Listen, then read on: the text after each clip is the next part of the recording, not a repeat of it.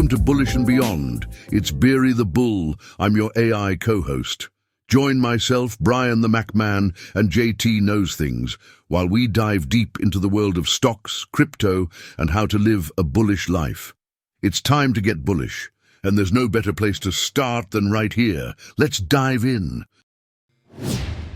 Wow, what an exciting day to ignite our podcast, JT. We are here with crypto just soaring. Bitcoin went over 100K yesterday. The stock market is at an all-time high. The S&P is just about to hit 6,100, and Apple's at an all-time high. Tesla is roaring. All these big names are on fire, and we are more bullish than ever. This is incredible. Yes, it is. Why are we here? You are listening to Brian Burke, a.k.a. the Mac Man, and JT, a.k.a. JT Knows Things. And we're here to educate you on everything stocks, crypto, and life. So we are bullish because we've been crushing it in our respective games for a long time. Myself in stocks and JT in the crypto world. And I've been trading stocks since I'm a young kid. I love arbitrage sales. And I got into stock trading, back in sixth grade. I actually won a contest statewide out of thousands of participants. I grew a portfolio about 40% in 6 weeks. It was incredible.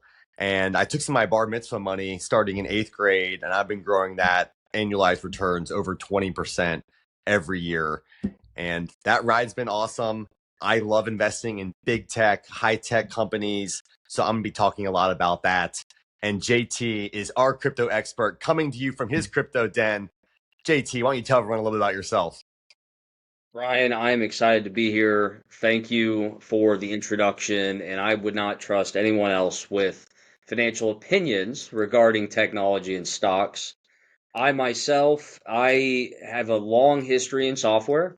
I had a software development company in college. I exited that business. I've had multiple startups in the Cincinnati area. And for the past 2.5 years or so, I've been running a blockchain or digital asset hedge fund called Bleeding Edge Capital, where I raise, monies from high net worth individuals and institutions like advisors, and I manage it in crypto. So my awesome. shop focuses on fundamentals, technology. We're long. It's the exact same strategy you've implemented.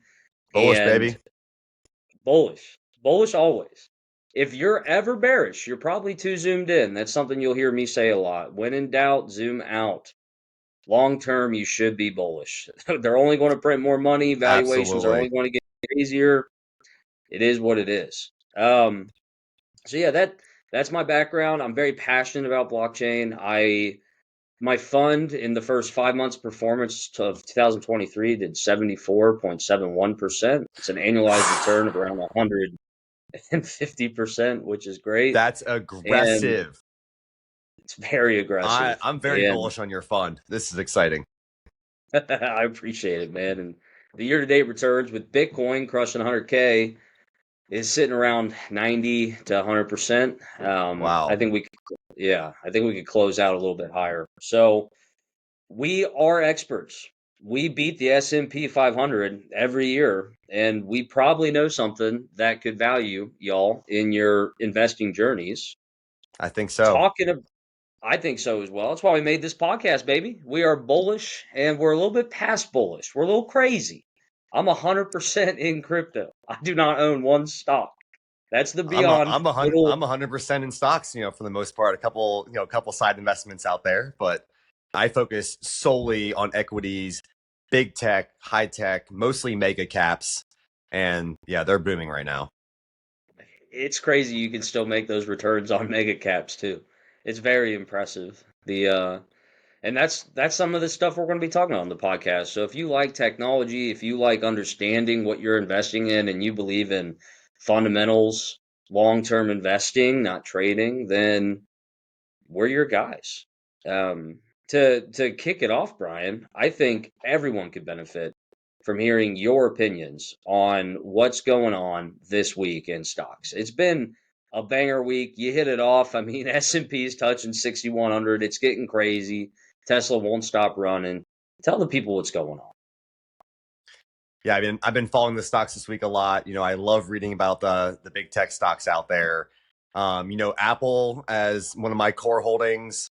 They're coming out with new Apple Intelligence features hopefully this next week, and they've seen really really nice sales over the holidays. So that's one of the reasons that's they're booming. Tesla has had some amazing news. A lot of stuff coming about their Cybercab, for example. They're saying the Cybercab's only going to have about half the parts of the Model 3.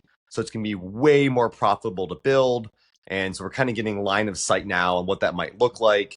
And hopefully the Cybercab's rolling out in 2026. But along with that autonomous Cybercab is going to be the Tesla fleet system. And it's basically going to be like you are the Airbnb host of your Tesla. And then the other person is going to be the Uber rider inside of your Tesla. And you'll be able to turn it on whenever you want. So someone that goes to the office 9 to 5, they drive their car to work or it drives them to work. They get out, they turn it on the fleet system. They say it needs to be back by 4:50. So it's, ready to go when they're out of the office. It goes, makes them, a couple $100 during the day. It comes back to them when they need it. They go home from work. They're having dinner with their family. They don't need the car anymore. They pop back on the fleet system. They're making more money overnight. So that is one reason that I am super bullish on Tesla. Really excited about that. It's really science fiction, Brian. That's crazy. I mean, that's madness. I don't know how Uber competes. I was looking at Uber's price just out of curiosity from the Uber conversation we stock had got about crushed today. Christ. Yeah. I mean, I don't know how you could go long on Uber with Elon Musk just touting all that stuff, saying it'll get rolled out in what, Yeah. late 26? I mean, it's coming next year. I love Uber as a service. I use Uber all the time. I'm not super into driving, which is another reason I really like having a Tesla. But in general, Uber is going to get a big hit. I mean, they're going to be using autonomous vehicles, in their fleet, which they already do. But it's going to be hard to compete with the mass that Tesla has. I mean, millions of cars on the road overnight. And that's why I'm so bullish on software. Elon Musk can Yes, devastate Uber with a click of a button called deploy code, and that software can just update all of the computing platform inside of that vehicle and allow for this functionality. Even it's older exciting. models, it's incredible. And He also that's says he's going to overclock the cars with such high compute that he could be doing, altcoin mining in them. He could have his own, blockchain built in through the car network.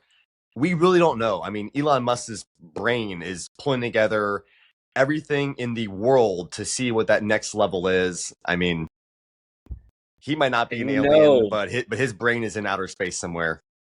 100%. And he's going to tie all of that into Twitter. He's talked about turning Twitter into the everything app, which is what's over in China. China has Now X, WeChat. Xing it. That's right. That's right. X, my bad. My bad, Elon. Mr. Musk, my bad. X is going to be the everything app. And he wants to handle your banking. He wants to handle basically all the functions of Venmo. That's what Yeah, WeChat is in China. There's precedent for everyone just logging into WeChat, billions of people logging into WeChat that's to the handle number all one their app. day-to-day. That's all they do. And Wait, with so that much compute, speaking of the currency on there, do you think that they're really going to use Doge? We talked. Elon Musk is such a fan of Doge. Is he going to use Doge on X to be like the main currency vehicle? so some history on Elon and Doge. Doge is a copy of Bitcoin. For people that don't know, there's this concept in computer science where you fork a code repository. What that means is you simply copy and paste a project. And Doge back in I think 2018 forked Bitcoin. So it is Bitcoin. Doge is Bitcoin, but it's just called I Doge, didn't know that. Dogecoin. Yeah. And that's why I you love can it. mine Doge. It's proof of work. It is Bitcoin. It's Bitcoin. I forget the exact block number that they forked from, but it is a direct copy of Bitcoin circa 2018. And so is But Bitcoin is Litecoin. 100K and Doge is 40 cents. Yeah.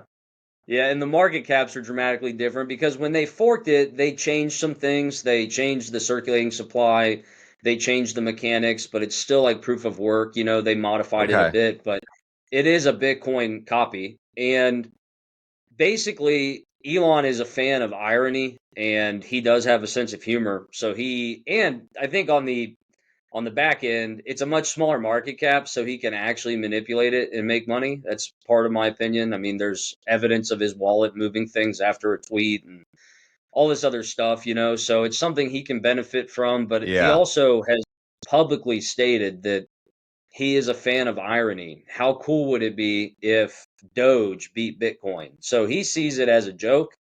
Um, I guarantee you they're going to custody Bitcoin at Tesla before they custody Dogecoin on a official They public do balance actually sheet. have a lot of Bitcoin. They have over $1 billion of Bitcoin at Tesla right now. And I think that's only going to increase over time.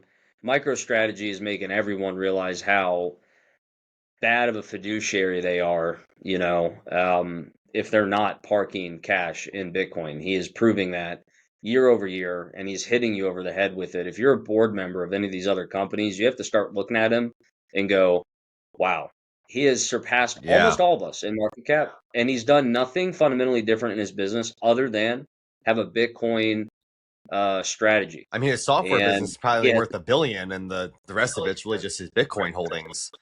crazy. As a stock investor, I think I might rather hold the Bitcoin itself, but I don't know enough. But, MicroStrategies is worth at least double what the valuation of their Bitcoin holding is. So if it goes up, that's great. Certainly, I think it is going up. Very bullish on that. But, I think I might rather hold the coin. Is there a reason that you might direct someone to think about MicroStrategy versus holding the coin? So no, you're going to pay a 2.5x premium for Bitcoin. That's what it is. When it all comes down to Yeah. it, the valuation of MicroStrategy, you're paying $2.5 per Bitcoin, per dollar of Bitcoin. So if you're buying Master just to get exposure into Bitcoin, that is you're paying a ridiculous premium, no different than buying a grayscale ETF back in the day when it was peaking. Um, the only reason that you would Hey, I want bought Grayscale because I MSTR, wasn't comfortable with the coin, so I had to get into the Grayscale back in the day. yeah, exactly. And a lot of people felt that way and made similar moves, If you were to buy MSTR instead of Bitcoin, I feel like you're just expecting the speculation. Like people like you, like when you say that you bought the Grayscale because you weren't comfortable with the coin, there's going to be a lot of people in that position right And I now can because just they're buy it. I can buy uneducated. it in my So accounts. I log into my institutional yeah, investment accounts and I can just buy it right there. And for me, that ease of use is great. I don't know. I don't have a lot of wallets out there. I do have a couple, but you can teach everyone about why we're going to hold wallets in the cloud or cold storage. So we'll get into that in another episode. oh for sure. And I would argue that all of that is fine and good until there's now 10 or I think 16 now Bitcoin ETFs. So you could have the same experience So many. without paying a premium, and You just some of these ETFs to the point pay a tiny bit. I mean, what are they charging these days? 10, I've seen 10 anywhere bips. from 25 bips. Yeah, 25 bips to like 2%, which is kind of crazy, Okay, but that seems pretty it all high. just depends. Yeah. IBIT is BlackRock's ETF. It is pushing. Their Bitcoin ETF in 7 months got bigger than their gold ETF, which they've had for like 20 something years. So in Wow, less that than a says a year, lot. yeah, it's crazy. There's It's big money going in there. Yeah, the people that can play with those ETFs move in tens of millions or hundreds of millions, sometimes billions, compared to retail, which will move usually Satoshis. I mean, the amount of buys that happen above $1,000 in Bitcoin is only the top like 12% of investors. So Okay. a lot of people are stacking Satoshis. It's an international phenomenon. There are people in Zimbabwe making $2 a month, literally US dollars, and then just buying a Satoshi every time they can, basically, because their country is destroying their currency. They have no other option. I mean, it's saving their life force in a Well, way. It's a even in very countries that the currency is stable, like the United States, I would say there's a lot of opportunity to put money into these ETFs. Michael Saylor, the CEO of MicroStrategy, spoke with Microsoft board just last weekend. I mean, that level of conversation showing them that if they had not done buybacks and they put their cash to work, they've done, I think it was $200 billion of buybacks and, payouts and dividends to their stockholders in the last 5 years. And that could have been worth trillions. And, Apple is in the same boat. I don't think they've met with Michael Saylor yet, but, they've paid out hundreds of billions of dollars in dividends and buying back their stock. And that money easily could have been invested, in hindsight into Bitcoin and other strategies like that. Buying back Apple stock has worked out very well for Apple, and their return on equity has been phenomenal. One of the reasons I'm bullish on their stock. But I'm very curious at these corporate levels. I mean, they're going to be putting money in Bitcoin. That could change the whole game. I mean, they have one job: increase share price. As soon as you're a public company, that's your only job. That's your goal. And you have to ask yourself, right, like cash on the balance sheet is being depreciated, and it's being depreciated or really debased is the technical term. It's being debased at a rate that we've never seen in the history of America. So you're losing anywhere from 6 to 12% a year based on the current fiscal policies, and Wow. hopefully it improves. But past 4 years versus Bitcoin, which regardless of the swings, I mean, it's a very volatile asset.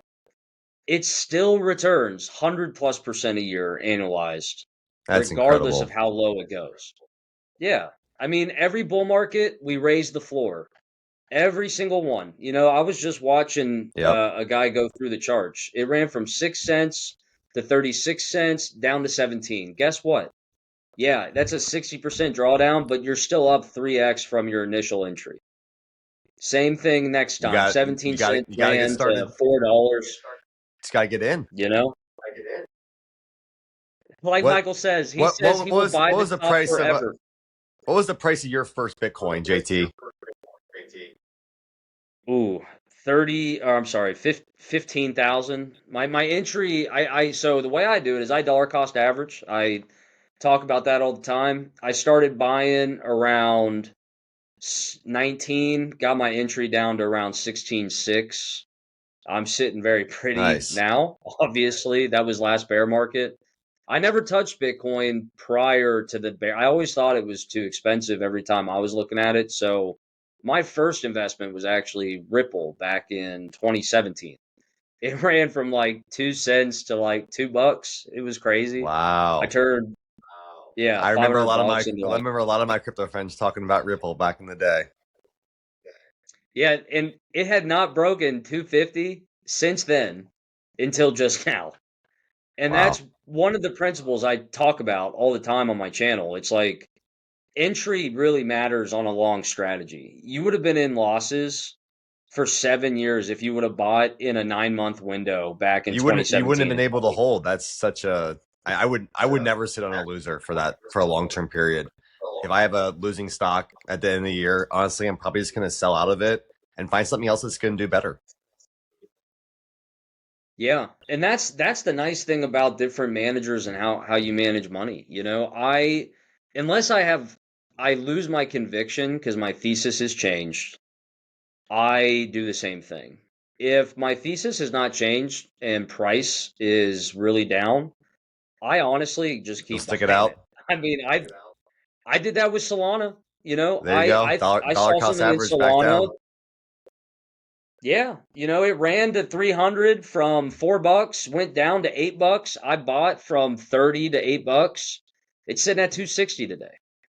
And it's because I you have like to it. understand what you're buying. You have to understand it. You have a responsibility to understand what you're investing in. It's no different in stocks. You have to understand the business model. You have to understand their roadmap. It's fundamentals. That's one Um, reason why I don't want to have too many stock picks, because I can't read enough about each of these stocks to understand them, to have the level of conviction that I do have and be comfortable both buying it personally, recommending it to my family, telling people about it on the podcast here. And so I want to be having a portfolio like less than 10 stocks so that I can be slightly diversified, even though I'm not really diversified because I'm all in big tech. But that's about the max that I can, think about and learn enough about to be comfortable. that makes perfect sense. I have been considering going a little bit more concentrated. You know, there's a very famous fund manager, Bill Ackman. He Oh has yeah. the same rule. You know, he believes in 10 bets. That's it. You have 10 plays. He does shorts, he does everything. So he's really versatile. I am just a very boring buy and hold guy. So my entry is very important. But the diversification, as I've noticed managing money for the past couple of years now, it's great on the drawdowns. Like I don't lose more than Bitcoin because I'm diversified. But Yep. the upswings aren't as crazy because some of my tokens will run 8 or 10x, but it's only weighted 3%. So it Yeah. doesn't move the needle a lot, right? And my Bitcoin only goes up 20, 30%, which is great, but it's 20% of the fund. So like having a few tokens that are alpha that just pump where my Bitcoin's dragging my entire portfolio down. So I could see where concentration could help with the alpha to get a higher return, but on the backside, you know, you get more of a loss, at least in crypto, because More some of these, volatility for like sure. Solana did yeah, it went down 97%, Brian. It went from 250 to Wow. $8. Think about that. So if that was 10% of my fund instead of 2%, You'd get right? crushed. But correct, but the 2% is up 13x right now. It's So incredible. I mean, I've had to constantly reweight it because it just keeps crushing, you know? Um, I'm similar in but my I investment strategy because I mean I have my big alpha stocks, Apple, Tesla, Nvidia are some of my biggest holdings, and I invest in a lot of other ones that I'm very bullish on, but I also don't want to risk all my capital into some of these smaller stocks, even though they're exploding. And one of the stocks I'd love to share about is Rocket Lab, and I started buying them back at $4 and now they're right about $24. And I've added the position a couple times along the way. I started buying more at 7. I bought a bunch more around 20. And this company has the third most used rocket in the world, and they have so much potential. But it's also a small cap, so it's way riskier, a lot more volatility, and that's why I can't have it as a huge alpha holding in my portfolio. But at the same time, it's up 400% just in the last year. Insane. Right. Which is just insane for stocks, man. I mean, it's getting kind of crazy. That's great though. I mean, that's so out of curiosity, when you have those risky plays where you're trying to alpha, or for people that don't know, we've been saying that word a lot. It just means increase your entire portfolio return. It's a lot riskier, higher beta, so more risk, but like he had said, it's a small cap and the share price or token price is just the amount of circulating shares or tokens divided by the market cap. So as market cap goes up, it directly affects the price. So when you buy a smaller cap project or company, you have a lot more upside. But as he had stated, they're a lot younger. So I'm curious, when you're looking for alpha, what is the percent allocation that you'll throw in our field? We call it a flyer, where you're like, you know what, I'll just throw X at it and see if it works, and I might add to it later. What is that Yeah. flyer percent in your mind? For me, it's usually about 1%. I don't want to, throw anything too risky, more than 1%. But then in this case, I will add to it, like you said, so that 1%, 4x, and then I bought another large tranche. I bought another few percent in. So I'll keep adding to it, and it'll be less riskier as it grows and this industry starts to take off, both literally and figuratively, because they are a space company. But it's like SpaceX, for example, private business, but you can look in to see what their valuations are. And they did a raise earlier this year at about a $210 billion valuation. Now, same year, looking to do up to a $350 billion valuation on this next raise. So the fact that they can 70. grow 50% growth, in a year, 75% growth in a year, like, is outstanding. So the Crazy. fact that they, and then we're just getting started in the space industry. I mean, we are literally in the first inning and in the second batter is up. I mean, that's where we're headed. we have not tapped into this world of space out there. We don't have people on other planets yet, but that's coming in the next couple of decades. And there's going to be so much potential to mine asteroids, put out satellites. I mean, who knows what's going to be happening in space? It's hard to even speculate, but getting behind these companies that are publicly traded, that do have the technology that will be there, like Rocket Lab, definitely one of my top picks for the next decade.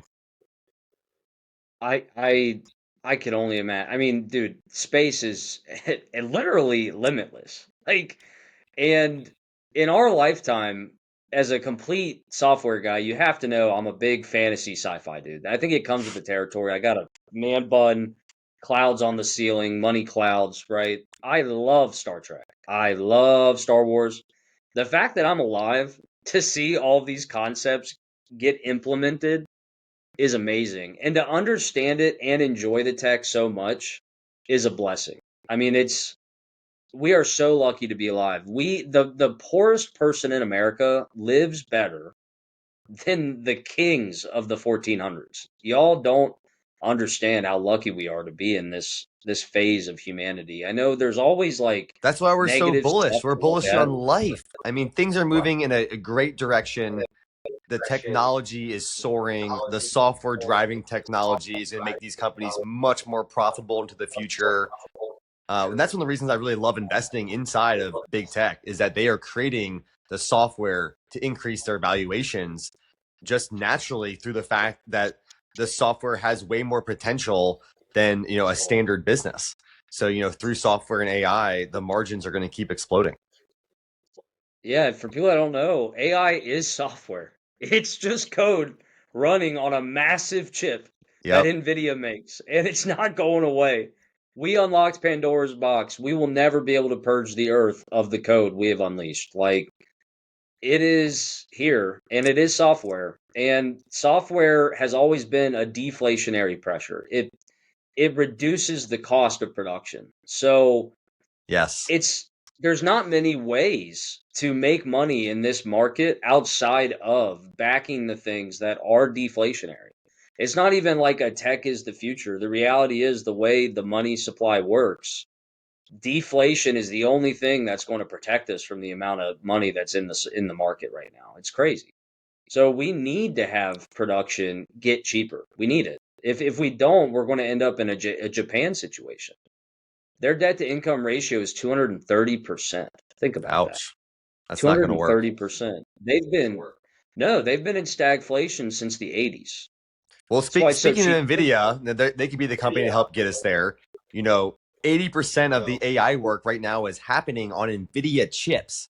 And that's why I'm so bullish. Crazy. They own the ecosystem. The government's trying to sue them, saying they created a monopoly.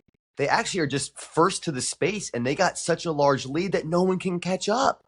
People were mocking them back in the day for focusing so much on GPUs, but Jensen, the CEO, is a genius. And he figured out that these are going to be driving software and AI into the future. And he started on this road decades ago when no one else was playing into it. And he keeps plowing in new investments. And now they've created the infrastructure, the actual chips, the connections, everything like that. And then the software stack, the CUDA that goes on top, that's going to be running the AI, running the robotic systems. I don't know if people know enough about NVIDIA and how their software is going to be changing the world in robotics, whether it's, Tesla and their Optimus bots, or NVIDIA's, more open source, software they have here that they're going to be pushing out to the robots. They are going to take over, and their chips are going to be in almost everything. It's crazy. I mean, their demand is infinite because AI is going to basically make all of these use cases, and it's all going to be different. Video editing, we see it now with all these apps that come out. The reality is, all of those apps are running off of 1 to 5 language models, of which are all powered by NVIDIA, or at least 80% of them are. And there's only going to be more people with more language models, with new use cases for new applications that all trickle back down to NVIDIA's hardware making it possible. I And agree. I don't know how you can't be bullish. I don't know how They're you're not long on that. their margins are so high, their pricing power is incredible. I think the margins are somewhere in the high 70% range, which almost doesn't even make sense, but it's because they are the best, and that's why people are paying for it.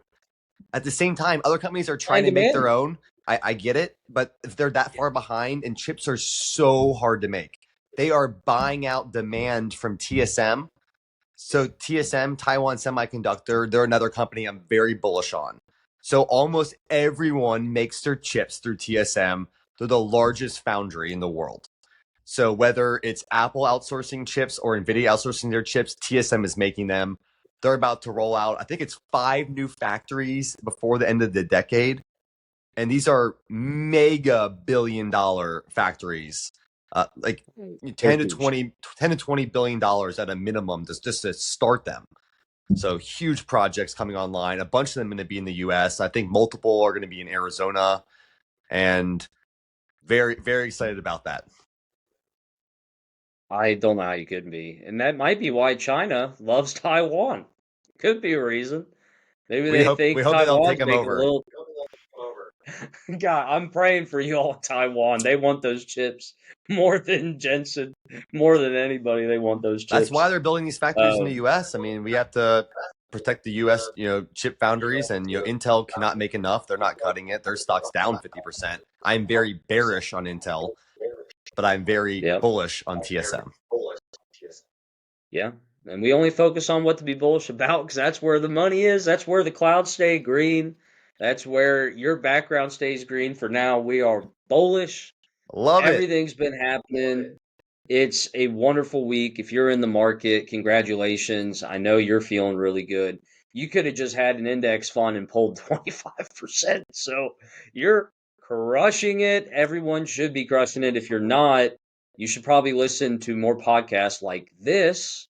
And hang around, because when you subscribe, we're going to be bringing you all of the market news from crypto and stocks. Now's the time to subscribe. Bullishness is rolling strong. Get on board. That's right.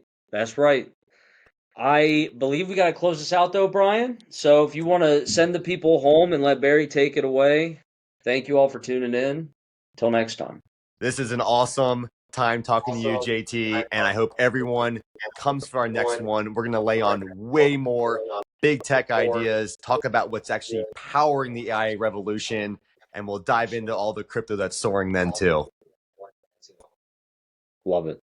Cheers, everyone. Thanks for subscribing. Bulls. That's a wrap on today's episode of Bullish and Beyond. Remember, the market never sleeps, and neither should your ambitions. Whether it's stocks, crypto, or just leveling up in life, stay focused, stay bullish, and keep charging forward. Keep your energy high and your mindset bullish. This is Beery the Bull, your AI co-host, Brian the Macman, and JT Knows Things signing off. All content published by Bullish and Beyond LLC reflects personal opinions only and is provided for informational purposes. Please conduct your own research and discuss with your accountant and/or financial advisor before making any financial decisions. The information presented should not be taken as financial advice. We are not financial advisors.